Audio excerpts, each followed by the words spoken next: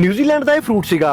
हाँ जी। ਔਰ ਕਿਵੇਂ ਤੁਹਾਡੇ ਜ਼ਿਹਨ ਚ ਆਇਆ ਵੀ ਅਸੀਂ ਇੱਥੇ ਆਪਾਂ ਕੁੱਲੂ ਚ ਹੀ ਉਗਾ ਛੱਡਣਾ? शुरू में मैंने लगभग 80 प्लांट्स का एक ऑर्चर्ड लगाया 1987 में, ठीक है जी। जो कि इंडिया में सबसे पहला प्राइवेट। शुरू में तो ठीक रहा, लेकिन बाद में थोड़ी ज्यादा कमर्शियल क्रॉप होने लगी। हमारा साइज नहीं उतना बनता था, क्वालिटी नहीं बन पाई, क्योंकि डायरेक्ट कंपटीशन हमारा जो था वो न्यूजीलैंड और इटली से था। ਅੱਛਾ, ਇਹਦੇ ਬਾਰੇ ਅੰਕਲ ਦੱਸਿਓ, ਤੁਸੀਂ 80 ਪੌਦਿਆਂ ਤੋਂ ਸ਼ੁਰੂਆਤ ਕੀਤੀ ਸੀਗੀ, ਅੱਜ ਕਿੰਨੀ ਖੇਤੀ ਕਰ ਰਹੇ ਹੋ ਇਹਦੀ ਤੁਸੀਂ? आज मेरे पास लगभग 700 पेड़ हैं। ਕਿਹੜੇ ਸੀਜ਼ਨ 'ਚ ਲੱਗਦਾ ਹੈ, ਫਿਰ ਕਿੰਨਾ ਸਮਾਂ ਲੈਂਦਾ ਫਰੂਟਿੰग ਤੱਕ, ਫਲਾवरिंग? प्लांट्स तो आपको जैसे लगाने पड़ेंगे दिसंबर जनवरी में, डोरमेंट होता है उस वक्त प्लांट। ये हो गया जी लगभग 25 एक दिन का है, 20-25 दिन है अभी। अच्छा जी। तो इसको लगेंगे मतलब 180 डेज, अच्छा, पूरे 6 महीने लगेंगे तैयार होने में। वैरायटी ਇਹਦੇ ਵਿੱਚ ਵੈਰਾਈਟੀਜ਼ ਵੀ ਹੈਗੀਆਂ? हाँ, वैरायटीज का ही तो हर फ्रूट में वैरायटी का ही तो सारा वो है। ਕਿਹੜੀਆਂ ਚੀਜ਼ਾਂ ਦਾ ਤੁਹਾਨੂੰ ਇੱਥੇ ਫਿਰ ਖਾਸ ਧਿਆਨ ਰੱਖਣਾ ਪੈਂਦਾ ਇਹਨੂੰ? की वैल्यू इसलिए है क्योंकि इसमें ज्यादा बीमारी लगती नहीं है, लगती नहीं है बीमारी, बहुत कम लगती है। ਇੱਕ ਕਿੱਲੇ 'ਚ ਫਿਰ ਕਿੰਨੇ, ਇੱਕ ਏਕੜ ਦੇ ਵਿੱਚ ਕਿੰਨੇ ਬੂਟੇ ਲਾਉਨੇ ਹੋ ਜੀ ਤੁਸੀਂ? ਕਿਸ ਹਿਸਾਬ ਦੇ ਨਾਲ ਲੱਗਦੇ ਆ ਬੂਟੇ? 200 प्लांट लगेगा लगभग। ठीक है, ठीक है। मोटा मोटा मतलब डिपेंड करता फिर आपकी चौड़ाई कितनी है जमीन की। तो ਇੱਕ ਬੂਟੇ ਤੋਂ ਫਰੂਟ ਕਿੰਨਾ ਮਿਲ ਜਾਂਦਾ ਫਿਰ ਜੀ? ये ऑर्चर्ड फुली मैच्योर्ड है। ठीक है जी। 10-12 साल का हो गया है। ठीक है जी। तो इसमें लगभग 60-70 एवरेज 60-70 किलो आएगा 1 किलो। ठीक है जी। ਤੁਸੀਂ किस ਹਿਸਾਬ ਨਾਲ ਵੇਚਦੇ ਹੋ ਜੀ ਫਿਰ ਕਿਲੋ? अभी किलो मतलब डिपेंड करता है साइज के ऊपर। ठीक है जी। अगर इंटरनेशनल स्टैंडर्ड का होगा हाँ जी, मतलब 250-300 रुपए किलो भी बिकेगा। ਇਹ ਮਾਰਕੀਟਿੰਗ ਵੀ ਤੁਸੀਂ ਆਪ ਹੀ ਸ਼ੁਰੂ ਕੀਤੀ ਸੀ ਇਹਦੀ? मार्केट करनी पड़ी, मैं ही अकेला था पहले लगाने वाला। ਜੀ ਜੀ ਜੀ। ਤੁਸੀਂ ਪਹਿਲੇ ਸਾਲ ਲਾਇਆ, ਉਦੋਂ ਰਿਸਕ ਲੱਗਾ ਸੀਗਾ ਵੀ सारा कुछ नवा सी? तो रिस्क तो लेने पड़ेगा, जो भी आप बिजनेस करेंगे ना तो उसमें बगैर रिस्क के तो कुछ भी नहीं है। ਕੁਝ ਆਪਾਂ ਤੁਹਾਡੇ ਬਾਰੇ ਬਹੁਤ ਸੁਣਿਆ ਵੀ ਕਰੋੜ ਤੱਕ ਵੀ ਤੁਸੀਂ ਇਹਦੀ ਕਾਸ਼ਤ ਕੀਤੀ ਹੈ। मतलब हो सकता है, ਕਰੋੜਾਂ ਤੱਕ ਬੰਦਾ ਪਹੁੰਚ ਸਕਦਾ ਜੇ ਮਿਹਨਤ ਕਰੇ। हाँ, एक मेहनत के ऊपर डिपेंड है सारा। ਸਤਿ ਸ਼੍ਰੀ ਅਕਾਲ, ਔਨ ਪੰਜਾਬੀ ਟੀਵੀ ਤੁਸੀਂ ਦੇਖ ਰਹੇ ਹੋ ਤੇ ਮੈਂ ਹਾਂ ਸੁਖਵਿੰਦਰ ਸਿੰਘ। ਹਿਮਾਚਲ ਦੇ ਕੁੱਲੂ ਦੇ ਆਸ-ਪਾਸ ਘੁੰਮ ਰਹੇ ਹਾਂ, ਕੋਸ਼ਿਸ਼ ਕਰ ਰਹੇ ਹਾਂ ਤੁਹਾਨੂੰ ਇੱਥੋਂ ਦੀ ਖੇਤੀ ਔਰ ਇੱਥੇ ਦੀਆਂ ਕੁਝ ਅਜਿਹੀਆਂ ਜਗ੍ਹਾ ਦਿਖਾਈਏ ਜਿਹੜੀਆਂ ਸ਼ਾਇਦ ਹਿਡਨ ਪਲੇਸਿਸ ਨੇ। ਤਾਂ ਇਸ ਸਮੇਂ ਅਸੀਂ ਇੱਕ ਬੜੀ ਪੰਜਾਬ ਵਾਸੀਆਂ ਦੇ ਲਈ ਬੜੀ ਨਵੀਂ ਖੇਤੀ ਜਿਹੜੇ ਹੈਗੀ ਆ ਉਹਦੇ ਖੇਤ ਦੇ ਵਿੱਚ ਖੜੇ ਆ। ਕੀਵੀ ਦੀ ਖੇਤੀ ਕਰਦੇ ਨੇ ਦਲਜੀਤ ਸਿੰਘ ਜੀ। ਪਿਛਲੇ ਕਈ ਸਾਲਾਂ ਤੋਂ ਇਹ ਕੀਵੀ ਦੀ ਖੇਤੀ ਕਰ ਰਹੇ ਨੇ ਔਰ ਇੱਕ ਚੰਗੇ ਉਦਮੀ ਕਿਸਾਨ ਦੇ ਵਜੋਂ ਸਾਹਮਣੇ ਵੀ ਆਏ ਨੇ। ਔਰ ਕਾਮਯਾਬੀ ਇਹਨਾਂ ਨੇ ਕਿਵੇਂ ਹਾਸਲ ਕੀਤੀ, ਕਿੱਦਾਂ ਨਿਊਜ਼ੀਲੈਂਡ ਦਾ ਫਰੂਟ ਹੈ, ਕਿਵੇਂ ਇਹਨੂੰ ਹਿਮਾਚਲ ਦੀਆਂ ਪਹਾੜਾਂ ਦੇ ਵਿੱਚ ਉਗਾ ਦਿੱਤਾ, ਸਾਰੀ ਗੱਲਬਾਤ ਕਰਾਂਗੇ। ਪਹਿਲਾਂ ਤਾਂ ਸਰ ਸਮਾਂ ਦੇਣ ਲਈ ਤੁਹਾਡਾ ਬਹੁਤ ਬਹੁਤ ਧੰਨਵਾਦ ਜੀ। धन्यवाद जी ਤੁਹਾਡਾ ਵੀ। ਨਿਊਜ਼ੀਲੈਂਡ ਦਾ ਇਹ ਫਰੂਟ ਸੀਗਾ। ਹਾਂਜੀ। ਔਰ ਕਿਵੇਂ ਤੁਹਾਡੇ ਜ਼ਿਹਨ ਚ ਆਇਆ ਵੀ ਅਸੀਂ ਇੱਥੇ ਆਪਾਂ ਕੁੱਲੂ ਚ ਹੀ ਉਗਾ ਛੱਡਣਾ? ਇਹ ਹੈਗੀ ਜੀ ਗੱਲ 1984-85 ਦੀ। ਅੱਛਾ ਜੀ। ਵੈਸੇ ਪੰਜਾਬੀ ਘੱਟ ਆਤੀ, ਹਿੰਦੀ में बोल दूं ठीक है। ਮੈਂ ਥੋੜਾ ਜਿਹਾ ਦੱਸਵਾਂ, ਅੰਕਲ ਹੁਣੇ ਲੁਧਿਆਣੇ ਤੋਂ ਪੜ੍ਹੇ ਨੇ, ਇਸ ਕਰਕੇ ਕੋਸ਼ਿਸ਼ ਪੰਜਾਬੀ 'ਚ ਹੀ ਕਰਨੀ ਅਸੀਂ ਗੱਲ ਕਰਨ ਦੀ।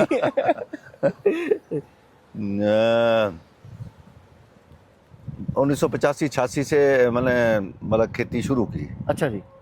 उसमें फिर मैंने देखा कि भी सबसे ज़्यादा प्रॉफिट कौन कौन सी चीज़ों में है। हाँ। तो प्रॉफिट जो है फ्रूट क्रॉप में ज़्यादा था जी। तो जो है ये क्या बोलते हैं एग्रीकल्चर की, जैसे टमाटर भी हमने लगाया शुरू में जी। तो वेजिटेबल क्रॉप्स में भी, जी। वेजिटेबल क्रॉप्स में मतलब लेबर ज़्यादा है और रिस्क ज़्यादा है। तो मतलब फ्रूट क्रॉप में ज़्यादा है, लेकिन इसमें टाइम लगता है ज़्यादा जी। तो मैंने सारे फ्रूट्स के बारे में स्टडी की, कौन कौन से फ्रूट्स हो सकते हैं यहाँ हमारे क्लाइमेट में जी। क्योंकि जिस क्लाइमेट में जो फ्रूट हो सकता है वही लगाना चाहिए, नहीं कि जैसे कीवी है तो कीवी हर जगह लग सकता है, हर जगह नहीं लगेगा। तो हमारे क्लाइमेटिक कंडीशन के हिसाब से यहाँ लगेगा बहुत बढ़िया। जी जी। तो कीवी मेरे को बहुत अच्छा लगा उसके हिसाब से। अभी हालांकि उस वक्त जो है ना बाहर से इंपोर्ट होकर के आता है, आजकल भी इंपोर्ट होके आता आज भी आ रहा है। हाँ जी। तो मैक्सिमम फ्रूट बाहर से ही आता है, हमारे इंडिया में बहुत कम होता है जी। लेकिन उन दिनों रेट भी काफ़ी अच्छे मिल रहे थे तो मैंने लगाया। उस वक्त सिर्फ रिसर्च हुई थी, NVPGR होता है एक, national bureau of plant genetic resources जी, जो शिमला में है। तो उन्होंने रिसर्च की पूरी कीवी के ऊपर जी। तो कैसे ये फ्रूट मतलब हो सकता है जी, तो इस हमारे क्लाइमेट में लग सकता है जी। तो मैंने उसके बाद उन्होंने यूनिवर्सिटीज़, जो हॉर्टिकल्चर यूनिवर्सिटी है हमारी जी, जो क्या बोलते हैं इसकी बागवानी हिमाचल हाँ जी। हिमाचल की हॉर्टिकल्चर जी। यूनिवर्सिटी, उन्होंने भी 1985 में लगाया। ठीक है जी। तो उस वक्त नया नया लगा था उनके पास। हाँ जी। उनको भी प्लांट्स उन्होंने दिए, NBPGR ने ठीक है जी। रिसर्च के लिए ही दिए। जी तो मैंने भी NBPGR को अप्रोच किया। जी। तो बड़ी मुश्किल से मैं भी ले आया उनसे प्लांट्स। अच्छा जी। तो शुरू में मैंने लगभग 80 प्लांट्स का एक ऑर्चर्ड लगाया 1987 में, ठीक है जी। जो कि इंडिया में सबसे पहला प्राइवेट पहला प्राइवेट सबसे प्राइवेटली जो सबसे पहला ऑर्चर्ड था जी कीवी का, जो मतलब कि इंडिया में शिकार। हाँ, बाकी गवर्नमेंट के ऊपर जैसे गवर्नमेंट रिसर्च कर रही थी वो अलग थी। और यूनिवर्सिटीज वाले रिसर्च कर रहे हैं वो अलग चीज़ है। ठीक है जी। तो मैंने अपने लेवल में उनसे लाया। अच्छा जी। तो लेकिन शुरू में तो ठीक रहा, लेकिन बाद में थोड़ी ज़्यादा कमर्शियल क्रॉप होने लगी, हमारा साइज नहीं उतना बनता था, क्वालिटी नहीं बन पाई, क्योंकि डायरेक्ट कंपटीशन हमारा जो था वो न्यूजीलैंड और इटली से था। इटली से था, न्यूजीलैंड उनका फ्रूट क्वालिटी वाला था। इंपोर्ट होकर के जो भी चीज़ आएगी वो नंबर 1 ही आएगी। नंबर 1 आएगी। तो नंबर 1 के लिए बनाने के लिए हमको काफ़ी मतलब कई सालों तक मेहनत करनी पड़ी। बीच में हमने प्लांट्स काटे भी जी, ख़त्म भी किए, दोबारा से किया जी। तो दोबारा से करने में हमको मतलब टाइम लगे। अब दोबारा से मैं लगभग 2010 से दोबारा लगा हूँ। अच्छा जी। जैसे ये वाला मेरा फार्म जो ये ऑर्चर्ड है, हाँ जी, ये लगभग 12 साल का हो गया है। अच्छा जी। हाँ जी। अच्छा, ਇਹਦੇ ਬਾਰੇ ਅੰਕਲ ਦੱਸਿਓ, ਤੁਸੀਂ 80 ਪੌਦਿਆਂ ਤੋਂ ਸ਼ੁਰੂਆਤ ਕੀਤੀ ਸੀਗੀ, ਅੱਜ ਕਿੰਨੀ ਖੇਤੀ ਕਰ ਰਹੇ ਹੋ ਇਹਦੀ ਤੁਸੀਂ? आज मेरे पास लगभग 700 पेड़ हैं जी। अच्छा। हाँ जी। ਤੇ ਇਹਦਾ ਫਿਰ ਦੱਸਿਓ ਥੋੜਾ ਜਿਹਾ, ਕਿਹੜੇ ਸੀਜ਼ਨ 'ਚ ਲੱਗਦਾ ਹੈ, ਫਿਰ ਕਿੰਨਾ ਸਮਾਂ ਲੈਂਦਾ ਫਰੂਟਿੰਗ ਤੱਕ, ਫਲਾਵਰਿੰਗ तक? प्लांट्स तो आपको जैसे लगाने पड़ेंगे दिसंबर जनवरी में, डोरमेंट होता है उस वक्त प्लांट। ठीक है जी। तो डोरमेंट जैसे पंजाब वगैरह में आप लगाते हैं तो वो सारे के सारे ट्रॉपिकल वाले होते हैं प्लांट्स जी। आम है, अमरूद है, वो लगते हैं जी मानसून में ही। जी जी जी। लेकिन जो है प्लांट्स हमारे क्या बोलते हैं जी जी, ये जो टेम्परेट जोन वाले, टेम्परेट जोन वाले जो हैं, ये जब इनकी डोरमेसी आ जाती है विंटर में जी, तो उस वक्त जो है वो लगाए जाते हैं। ठीक है जी। ਆਪਾਂ ਇਹ ਹੀ ਦੇਖ ਰਹੇ ਹਾਂ ਅੰਕਲ, ਇਹ ਜਿਹੜਾ ਫਰੂਟ ਹੁਣ ਦੇਖ ਰਹੇ ਆ, ਇਹ ਕਿੰਨੀ ਦੇਰ ਦਾ ਫਰੂਟ ਹੋ ਗਿਆ ਹੈ ਜਿਹੜਾ? ये जैसे ये है, ये जो है, हाँ, ये हो गया जी लगभग 25 एक दिन का है, 20-25 दिन आफ्टर सेटिंग। अच्छा जी। पहले फ्लावर था, फ्लावर के बाद फिर इसकी फ्रूट सेटिंग हुई जी। फ्रूट सेटिंग के बाद 25 दिन का हो गया ये। ठीक है जी। ज्यादा आप 1 महीने का मान लो। ठीक है। महीने का वैसे हुआ नहीं है, 25 दिन का ही हुआ। ठीक है जी। ये फिर हुन महीने का हो गया, आज तक कच्चा क्या मतलब बच्चा है अभी। अच्छा जी। तो इसको लगेंगे मतलब 180 डेज।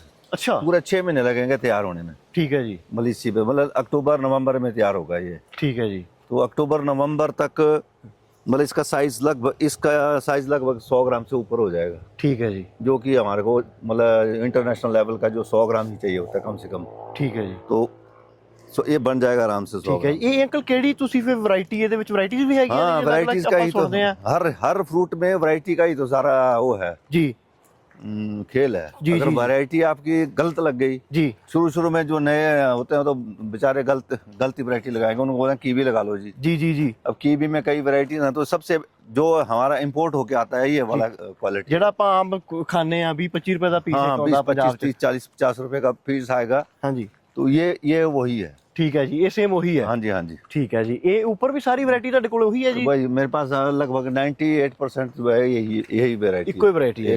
ठीक है। ये 6 ਮਹੀਨੇ ਲੈਂਦਾ ਪੱਕਣ ਵਾਸਤੇ? 6 ਮਹੀਨੇ ਕਮ ਸੇ ਕਮ ਲਗਭਗ। हाँ जी। ਇਹ ਅੰਕਲ ਫਿਰ ਰੇਟ ਮਾਰਕੀਟਿੰਗ ਦਾ ਅੱਗੇ ਜਾਂ ਆਪਾਂ ਇਹਦੀ ਸਾਂਭ ਸੰਭਾਲ ਦੀ ਗੱਲ ਕਰਦੇ ਹਾਂ, ਕਿਹੜੀਆਂ ਚੀਜ਼ਾਂ ਦਾ ਤੁਹਾਨੂੰ ਇੱਥੇ ਫਿਰ ਖਾਸ ਧਿਆਨ ਰੱਖਣਾ ਪੈਂਦਾ ਇਹਨੂੰ? ਕਿਉਂਕਿ ਨਿਊਜ਼ੀਲੈਂਡ ਦੇ ਵਿੱਚ ਸਾਰਾ ਕੁਝ ਅਲੱਗ ਹੈ, ਇੱਥੇ ਸਾਰਾ ਕੁਝ ਅਲੱਗ ਹੈ, ਫਿਰ ਉਹਦੇ ਹਾਣੀ ਬਣਨ ਵਾਸਤੇ ਕਿਸ ਤਰੀਕੇ ਦੀ ਇਹਦੀ ਸਾਂਭ ਸੰਭਾਲ ਹੈਗੀ ਹੈ ਜੀ?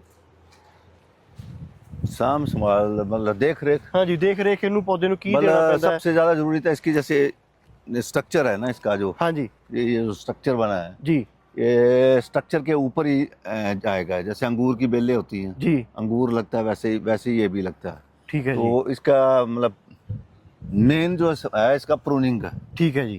विंटर में भी प्रूनिंग हो गया, आजकल समर में भी होती है प्रूनिंग। ठीक है जी। जो फालतू टहनियाँ वो आजकल काट देते हैं जी। वैसे आम मतलब लगभग 70% जो प्रूनिंग का हिस्सा वो विंटर में होता है। ठीक है जी। उसकी काट छांट करके पूरे का पूरा वो हम, उसके बाद नीचे से ऊपर से तो हो गया इसका वो है, जब तक ऊपर का स्ट्रक्चर नहीं बनेगा जी तब तक समझो कुछ नहीं होगा। अच्छा जी। स्ट्रक्चर बन जाएगा, उसके बाद स्ट्रक्चर के ऊपर ये लगेगा, फिर उसके बाद ही होगा। ठीक है जी। नीचे से फिर फर्टिलाइजेशन तो हर एक फ्रूट के लिए देना ही पड़ेगा आपको। ठीक है जी। पानी देने का किवें है जी? ਇਹਨੂੰ पानी का ड्रिप इरिगेशन भी है हमारे पास। अच्छा जी। ड्रिप में हमने शुरू में ड्रिप लगाए थे जब छोटे थे ये। जी। अब जो बड़े हो गए हैं प्लांट तो अब ड्रिप से गुजारा नहीं हो रहा है। अच्छा जी। तो हम फ्लड भी कर रहे हैं। ठीक है जी। वैसे अब मैं इस साल कोशिश कर रहा हूँ कि ऊपर से स्प्रिंकलर वाला भी लग जाए। ਅੱਛਾ, ਇਹਦੇ ਉੱਤੇ ਸਪ੍ਰਿੰਕਲਰ ਵਾਲਾ ਵੀ ਸਿਸਟਮ ਤੁਸੀਂ ਵਰਤ ਸਕਦੇ ਹੋ। ਹਾਂਜੀ। ਕੋਈ ਖਾਦ ਖੂਦ ਜਾਂ ਫਿਰ ਇਹਨੂੰ ਬਿਮਾਰੀਆਂ ਤੋਂ ਬਚਾਉਣ ਵਾਸਤੇ ਜੀ ਫਰਟੀਲਾਈਜ਼ਰ ਦੀ ਯੂਜ਼ ਹੁੰਦਾ ਜੀ? फर्टिलाइजर तो खैर इसके साइज के लिए तो फर्टिलाइजर चाह रहे हैं, भला अच्छे क्वालिटी के लिए तो जी। न्यूट्रिशन तो चाहिए, बगैर जी, जी। न्यूट्रिशन के तो कुछ नहीं होगा। जी जी जी। लेकिन बीमारियां इसमें कम से कम होती हैं। अच्छा जी। भले अब इस फ्रूट में जो है ना इसकी वैल्यू ज़्यादा इसलिए है, जैसे ब्लूबेरी है जी। ये है नंबर 1 में ब्लूबेरी है। जी जी। ब्लूबेरी का में कुछ चीज़ ऐसी होगी खास चीज़ जिससे वो खुद में बीमारी नहीं होती है। ठीक है तो जी। दूसरों को भी तब ठीक करेगा ना, दूसरों की बीमारी को वैल्यू तो ताई रहूगी जो आप ठीक होगा तो। वैसे कीवी है जी। कीवी की भी वैल्यू तभी है जब इसके अंदर मतलब इसकी वैल्यू इसलिए है क्योंकि इसमें ज्यादा बीमारियां लगती नहीं है। जी, लगती जी। नहीं है बीमारी, बहुत कम लगती है। ठीक है जी। ठीक है जी। तो बीमारी नहीं लगेगी तो तभी हमारे को हम बीमार आदमियों को ही ठीक ਹਾਂ करेगा। ਤਾਂ ਹੀ ਫੇ ਕੀਵੀ ਦਿੰਦੇ ਆ। ਅੱਛਾ एंटीऑक्सीडेंट बहुत ज्यादा होता ਹਾਂ है। ਇਹ ਮੈਨੂੰ ਦੱਸਿਓ ਜੀ, ਇੱਕ ਕਿੱਲੇ 'ਚ ਫਿਰ ਕਿੰਨੇ, ਇੱਕ ਏਕੜ ਦੇ ਵਿੱਚ ਕਿੰਨੇ ਬੂਟੇ ਲਾਉਨੇ ਹੋ ਜੀ ਤੁਸੀਂ? ਕਿਸ ਹਿਸਾਬ ਦੇ ਨਾਲ ਲੱਗਦੇ ਆ ਬੂਟੇ ਜੀ? एकड़ में लगेगा जी लगभग 200 ਇੱਕ ਏਕੜ ਦੇ ਵਿੱਚ 200 ਬੂਟਾ ਲੱਗ ਜਾਂਦਾ? 200 प्लांट लगेगा लगभग। ठीक है ठीक है। मोटा और मोटा ठीक मतलब है। डिपेंड करता फिर आपकी चौड़ाई कितनी है जमीन की। तो ऐसे तो 3 लाइनें चाहिए इसमें। जी। 3 लाइनों का एक पूरा चाहिए। जैसे ठीक है जी। पंजाब वगैरह में तो खैर लगेगा ही नहीं है हाँ हाँ क्योंकि इसकी चिलिंग रिक्वायरमेंट बहुत ज्यादा है। अच्छा जी। ब्लूबेरी वहाँ लग सकती है। ब्लूबेरी चल सकती है। ਇਹਦੀ ਕੀ ਹੈਗਾ ਜੀ? इसमें जो है ना जी जी। इसकी चिलिंग रिक्वायरमेंट होती है। ठीक है जी। डोरमेसी को ब्रेक करने के लिए चिलिंग चाहिए होती है। चिलिंग ऐसा होता है कि सर्दियों में जब टेम्परेचर 7 डिग्री, जब इसका पतझड़ हो जाती जी। है, पतझड़ के बाद 7 डिग्री सेंटीग्रेड से कम टेम्परेचर, ठीक है जी। मतलब 0 और 7, मतलब 0 से भी कम, 7 से कम जितना भी होगा जी टेम्परेचर, जी जी। उसको हम चिलिंग कहते हैं। ठीक है जी। ठीक चिलिंग ਆਪਾਂ ਇਧਰ ਨੂੰ ਚੱਲ ਜਾਣੇ ਵਾਪਸ। ਜੀ ਜੀ ਜੀ यहाँ दिखाना था आपको। ਜੀ ਜੀ।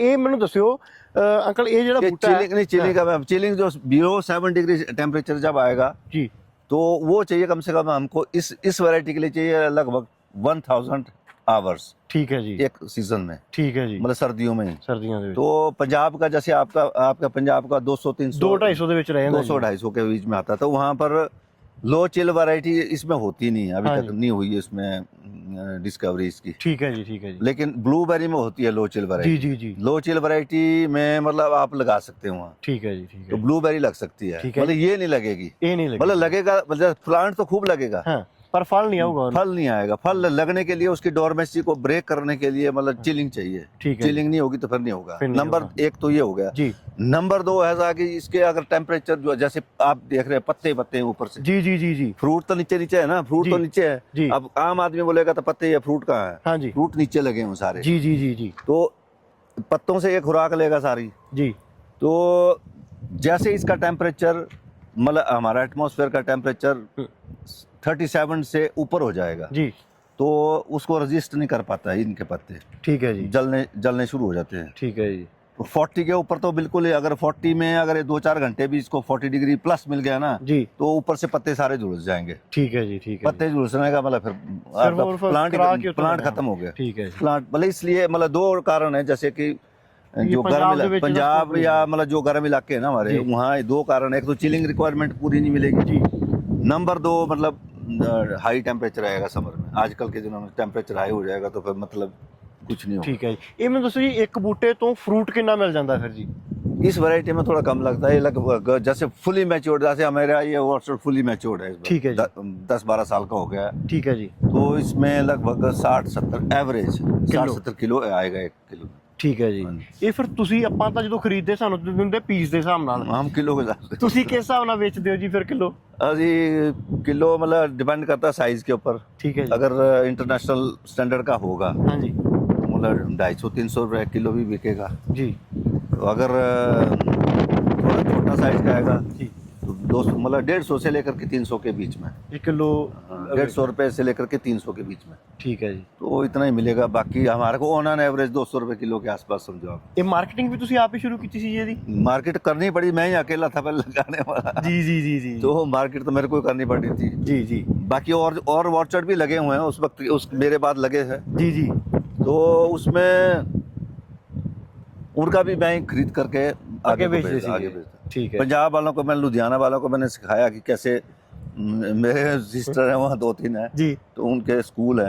हैं, तो स्कूल के बच्चों को हमने शुरू में किलो के पैकिंग बना करके उनको मतलब सस्ते, पता नहीं था किसी को इंडिया में, अभी तक भी पता नहीं है, बहुत कम लोगों को पता है। जी जी वो तो डॉक्टर बोलता है डेंगू की जब आ जाए ना कि फिर कीवी खाओ। हाँ जी। अदरवाइज तो कोई भी नहीं मतलब खाने को राजी नहीं है, देखने को राजी नहीं है इसको, ये फ्रूट देखने लायक भी नहीं है। ਜੀ ਜੀ। ਜਦੋਂ ਤੁਸੀਂ ਪਹਿਲੇ ਸਾਲ ਲਾਇਆ ਉਦੋਂ ਰਿਸਕ ਲੱਗਾ ਸੀਗਾ ਵੀ ਸਾਰਾ ਕੁਝ ਨਵਾਂ ਸੀ?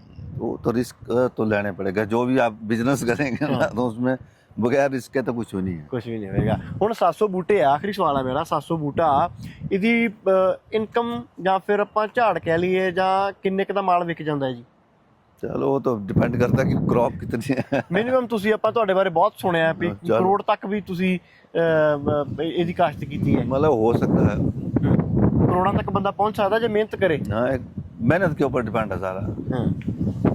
ਠੀਕ ਹੈ ਜੀ। ਚਲੋ ਇਹ ਥੋੜੇ ਜਿਹਾ ਗੱਲਾਂ ਪਰਦੇ ਦੀਆਂ ਨੇ, ਪਰ ਅੰਕਲ ਦੇ ਬਾਰੇ ਅਸੀਂ ਬਹੁਤ ਸੁਣਿਆ ਔਰ 700 ਬੂਟੇ ਤੋਂ ਕਰੋੜ ਰੁਪਏ ਤੱਕ ਦਾ ਵੀ ਮੁਨਾਫਾ ਜਾਂ ਫਸਲ ਵੇਚਣ ਤੱਕ ਦਾ ਵੀ ਅੰਕਲ ਉਹਨਾਂ ਨੇ ਕੀਤਾ ਹੈ ਆਪਣੀ ਮਿਹਨਤ ਦੇ ਨਾਲ।